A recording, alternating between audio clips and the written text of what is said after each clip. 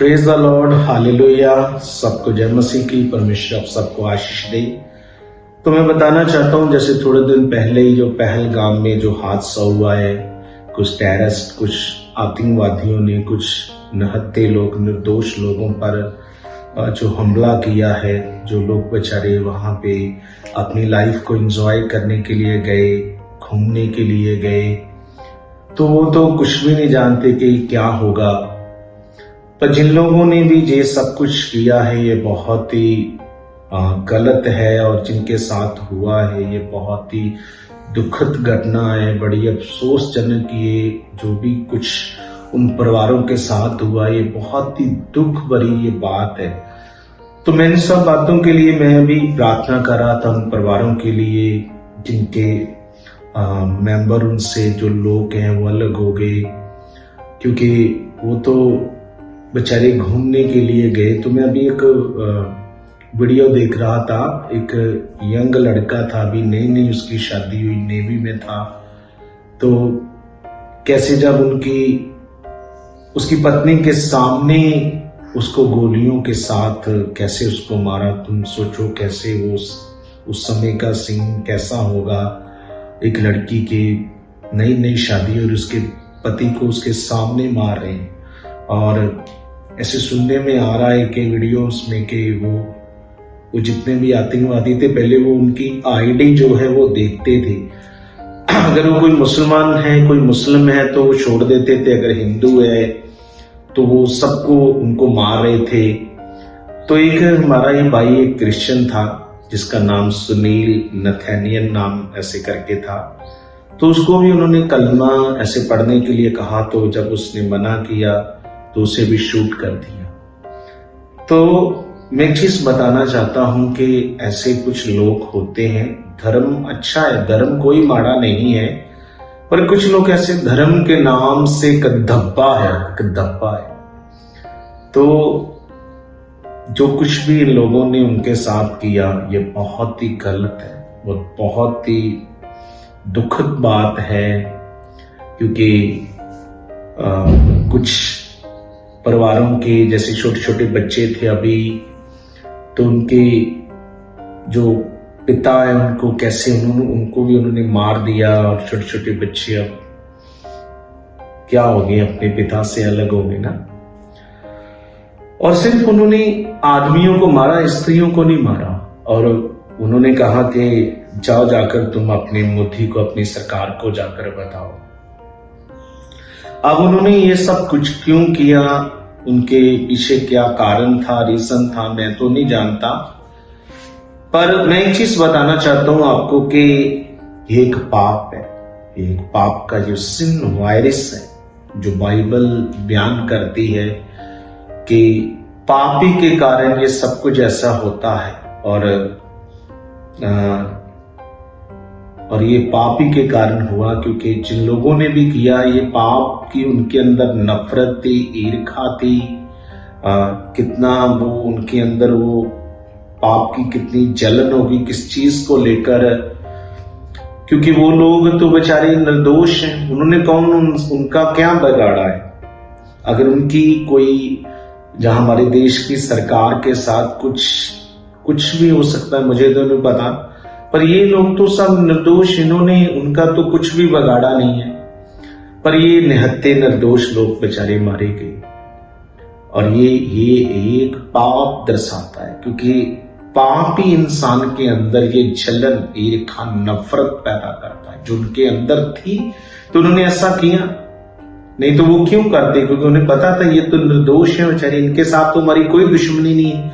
अगर दुश्मनी हो तो हो सकती है ना, मतलब होती है, देशों के बीच होती है कई बार कुछ ऐसा कुछ। तो ये तो बेचारे लोग निर्दोष थे। पर बहुत दुख भरी बात है ये, क्योंकि जब मैं वीडियो सुन रहा था तो कुछ ऐसे परिवार जिनके मारे गए लोग, जो उनके मारे गए, तो अब प्रेस रिपोर्टरों से पूछ रहे हैं तो वो बड़े सहमे हुए, बस बड़े ऐसे डर सहमे हुए, बड़ा डर है। एक मैं औरत की वीडियो सुन रहा था तो वो बहुत सहमी डरी, उसका ऐसे शरीर कांप रहा था, क्योंकि उनके जो भी हादसा उनकी आंखों के सामने हुआ ना। क्योंकि ये ऐसे कोई वो आर्मी के तो नौजवान है नहीं है कोई, तो बेचारे वो नॉर्मली लोग हैं, तो ऐसा उन्होंने कभी देखा नहीं।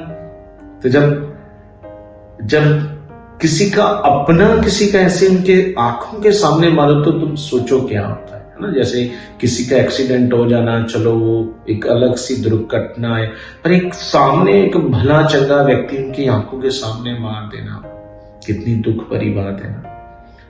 तो जैसे जो लोग भी अब उन परिवारों से अलग हो गए हैं, वो कभी उनको दोबारा तो नहीं मिल सकते। ये उसी तरह से जैसे मान लो मेरा हाथ है, तो मेरी हाथ की उंगली कट जाए या हाथ कट जाए तो मैं उसको कैसा फील करता हूं ना। मेरी उंगली कट गई, मेरा हाथ अलग हो गया, तो मैं कैसा उसे फील करूंगा। अब तुम सोचो उनके जो फैमिली मेंबर है वो उनसे अलग हो गए, सोचो तुम कैसे उनके अंदर वो सदा के लिए वो बात बनी रहेगी, सदा के लिए बनी रहेगी ना। वो कभी भी उस बात को भूल नहीं पाएंगे।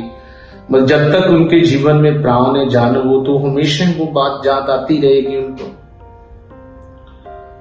तो अभी क्या है कि जैसे मैं बताना चाहता हूं कि मैं भी आज से पिछले साल वही जगह पे पहलगाम जहां पे ये हादसा हुआ, मैं भी पिछली बार गया था।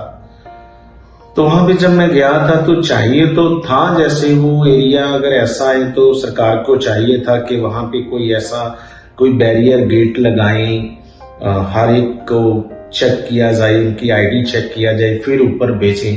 क्योंकि वहां पे पहले भी जब मैं भी गया था वहां पे कोई ऐसी सिक्योरिटी नहीं थी, बस नीचे सब थी आर्मी वगैरह, पर ऊपर यहाँ पे ये हादसा हुआ कोई नहीं, और ना ही कोई ऐसे चेकअप किसी को भेजा जाता है कि किसी को चेक करें और ऊपर भेजें, तो ऐसा कुछ नहीं था। तो अगर होता उस समय भी या आज भी होता तो शायद ये हादसा टल सकता था। तो कई बार क्या होता है तो सरकारें भी इन चीज से अनजान होती है। जब माहौल शांत होता है तो उन्हें लगता है सब ठीक है अभी, पर क्या होता है ना, जैसे जब बुरा वक्त है तो समझ नहीं आती कि कब क्या हो जाना है।